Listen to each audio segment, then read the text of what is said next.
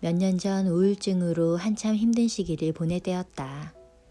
무교였던 나는 문득 종교를 가진 사람들 특유의 평온함이 좋아 보였다. 그래서 나도 종교를 가져보기로 결심했다. 그리고는 기독교, 천주교, 불교를 차례로 몇 달씩 전전했지만 성인이 될 때까지 무교로 너무 오래 지내와서인지 새로운 신앙을 받아들인다는 게 쉽지 않았다. 나는 결국 종교시설 대신 가까운 상담소를 찾아가 마음의 위안을 얻기로 했다. 뒤돌아보니 그때의 내가 우울에서 벗어날 수 있었던 건 지푸라기라도 잡는 심정으로 이곳저곳에 문을 두드리고 스스로 삶을 더 나아지게 만들고자 했던 의지였다. 즉 시도와 경험 자체가 나에게 우울에서 벗어날 힘을 준 것이었다. 이 경험들로 인해 나는 스스로를 위해 도움을 구할 줄 아는 사람이 되었다. 더불어 행복한 삶을 살 수 있는 방법 또한 스스로 구하고 실천한다면 원하는 삶에 도달할 수 있으리라는 확신 또한 생겼다. 그래서 행복에 관한 책들, 마음에 관한 책들을 살펴보며 그중 내가 할 수 있는 것들을 스스로 실천하고 체험해가며 풀리지 않던 퍼즐들을 맞춰나갔다. 그동안 멀게만 느껴졌던 현실에서 쉽게 다가오지 않았던 행복. 그러나 내가 깨달은 행복은 참 단순한 것이었다. 이따금 나에게 좋은 공연을 보여주고 새로운 요리를 대접하고 시집 한 권을 선물하는 것. 이런 사소한 일들이 내가 만끽할 수 있는 행복임을 알게 되었다. 그렇게 나는 행복에 한 걸음 더 가까워지는 방법을 오늘도 알아가고 있는 중이다.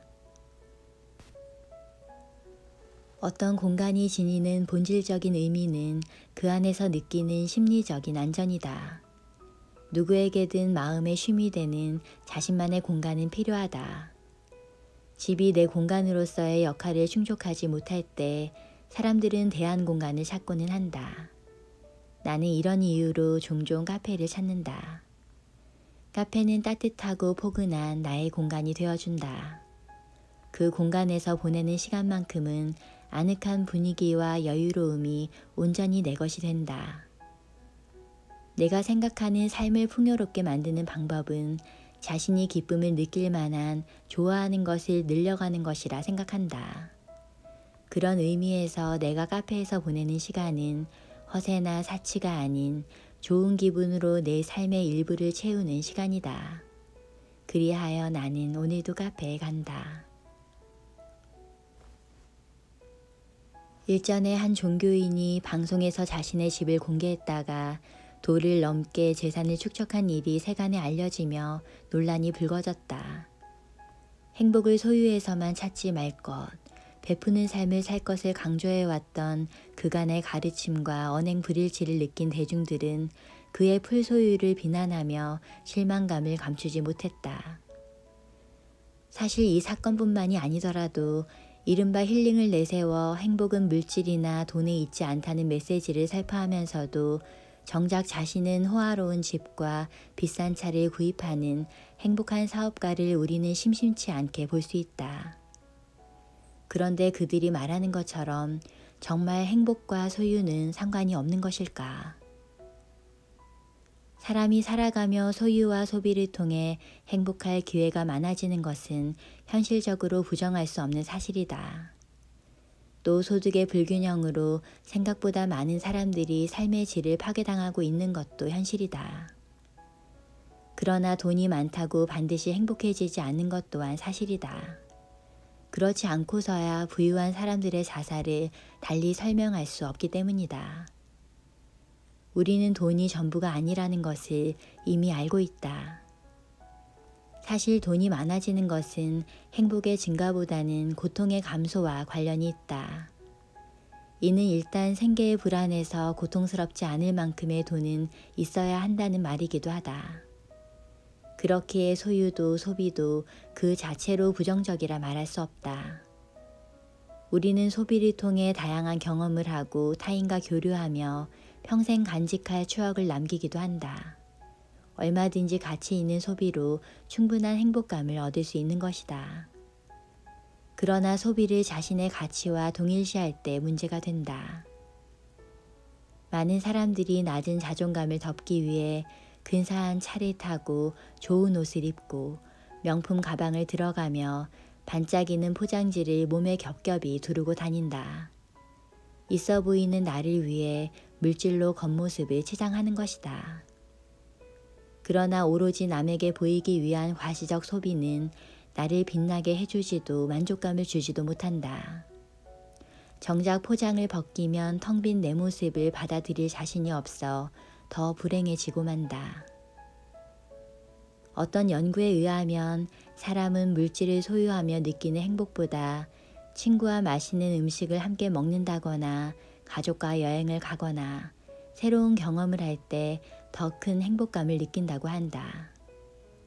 눈에 보이는 소유물은 남이 가진 것과 자꾸만 더 비교하게 만들 뿐이지만 무언가를 경험할 때 느끼는 감각이나 기분은 타인의 것과 비교하기 어렵기 때문에 절대적인 만족감을 느낄 수 있다는 것이다. 우리가 사는 사회는 끊임없이 소유욕을 불러일으킨다. 끝없이 가짜 욕망을 주입한다. 그러나 나만의 뚜렷한 기준이 있다면 상관없다.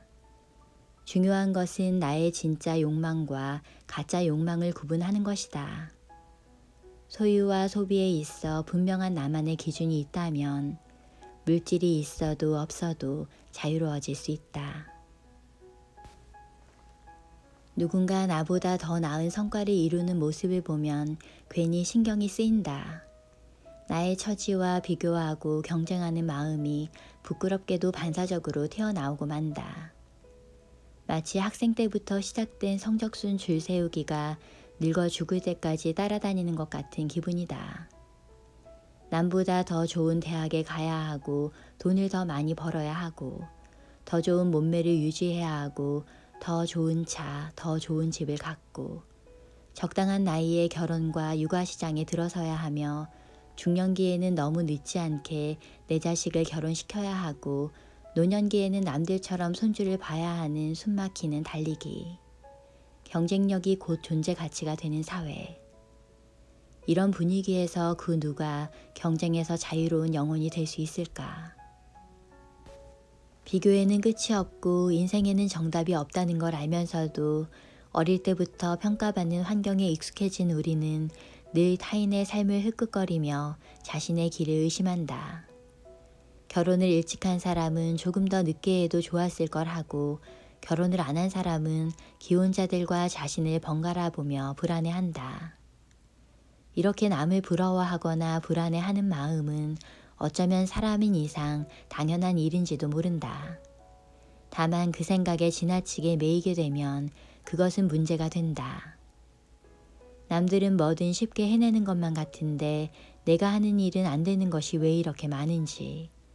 남들은 운도 잘 따라주는 것 같은데 나만 운이 없는 것 같다. 그러나 이런 생각은 착각이다. 다른 이의 성공이 쉬워 보여도 그들에게도 성공의 뒷면에는 구구절절한 사연이 있게 마련이다. 그러나 자신이 겪은 어려움을 낱낱이 드러내지 않기 때문에 우리가 모를 뿐인 것이다. 우리가 기쁘고 행복할 때에만 사진을 찍듯이 사람들은 자신의 성취에서 가장 빛나는 부분만을 골라서 말하고는 한다. 특히나 성공을 이룬 인물들의 이야기는 미화되고 각색되는 경우가 많다. 그러니 남들은 쉽게 해내는 일을 나는 하지 못한다고 자책할 필요가 전혀 없는 것이다. 타인과 나를 비교하는 일은 말 그대로 백해무익이다. 누구보다 빠른 성공이 아닌 나만의 속도로 성장할 수 있기를, 누구보다 완벽하기보다는 자기 만족을 향해 갈 수 있기를, 어쩌면 우리가 할 수 있는 최선은 이렇게 나의 사고방식을 바꾸는 노력일지도 모른다.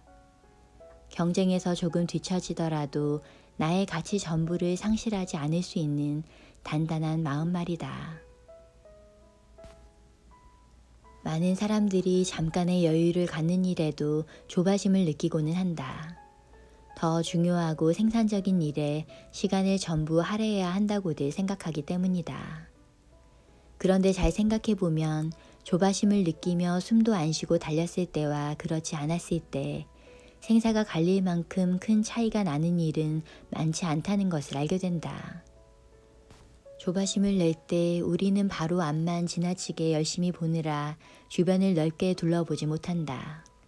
시야가 좁아지고 편향된 생각을 하게 된다. 그러나 긴 인생길을 걸어가려면 천천히 가야 한다. 조급한 마음이 들 때일수록 긴장을 풀고 심호흡을 한 번 한 뒤 다시 걸을 줄 알아야 한다. 나는 무언가 주저될 때면 한 80쯤이 되었을 때의 나를 상상해 보곤 한다. 그때의 내가 지금을 돌아본다면 무엇을 한 것을, 무엇을 하지 않은 것을 후회할까? 가족이나 친구들과 조금 더 시간을 보내지 못한 일, 내 마음과 건강을 제대로 돌보지 못한 일, 시간이 없다는 핑계로 후순위로 밀린 아주 사소한 일들, 아마도 이런 일들이 가장 후회되는 일들이 아닐까. 멀리 볼 수 있는 사람이 변화하는 세상을 여유롭게 받아들일 수 있고 그때그때 더 나은 선택지로 대응할 수 있다고 생각한다. 그래서 나는 오늘도 30분의 시간을 내어 동네 길가를 걷는다. 천천히 사과를 먹고 책을 읽고 짬을 내어 엄마와 전화통화를 한다. 다름 아닌 이 순간순간이 행복이었음을 반추하며 걸을 80살쯤의 어느 날의 산책길을 떠올리며 말이다. 나에게는 좀 독특한 셀리의 법칙이 있다. 바로 잃어버린 물건을 반드시 찾는다는 것인데 살면서 우산을 한 번도 잃어버린 적이 없는 것은 물론이요. 공중 화장실에 놓고 온 휴대전화, 락 페스티벌 공연장 좌석 한가운데 놓고 온 지갑 등 잃어버리는 족족 금방 다시 찾았으니 이 정도면 잃어버린 물건을 찾는데 내 운의 90% 이상을 쓰고 있는 건 아닐까 싶기도 하다. 이런 경험을 여러 번 하다 보니 나는 가끔 무얼 잃어버렸을 때도 뭐 금방 또 찾겠지 하고 안심하는 경향이 있다. 이는 그간의 나의 경험으로 물건을 분명 다시 찾을 수 있다라는 자신감이 내 머릿속에 강하게 새겨졌기 때문일 것이다. 실제로 이런 좋은 경험 한두 번은 자존감이나 자신감을 높이는데 큰 도움을 준다. 아무리 작은 일이라도 긍정적인 성취나 행복감이 반복적으로 쌓이다 보면 그 기억은 살아가는 데 큰 힘이 되어주고 나아가서는 궁극적인 행복을 실현할 발판이 되어준다. 그렇기에 스스로에 대한 믿음을 가지기 위해서는 자신의 성취 경험을 쌓아가는 과정이 필요하다. 성취라 해서 거창할 것은 없다. 아무리 소소한 성취라도 좋다. 일어나 이불을 정리하고 방을 치우고 책상 위를 정리하고 밀린 일을 하는 사소한 것으로도 우리는 충분히 자신감을 얻을 수 있다. 그런 경험이 쌓여 오늘의 나를 조금 더 긍정적으로 바라보게 되고 더 사랑할 수 있게 만들어주는 것이다. 나는 특출나게 잘난 것도 뚜렷한 나만의 색깔을 지니지도 않았다. 그러나 특별히 잘하진 않아도 이것저것 적당히 할 줄 알고 뚜렷한 개성은 없지만 진하지 않은 은은함을 지녔다고 생각한다. 작고 소중한 오늘에 만족하며 쉽게 행복해지는 사람. 이런 내가 나여서 좋다. 이만하면 충분하다.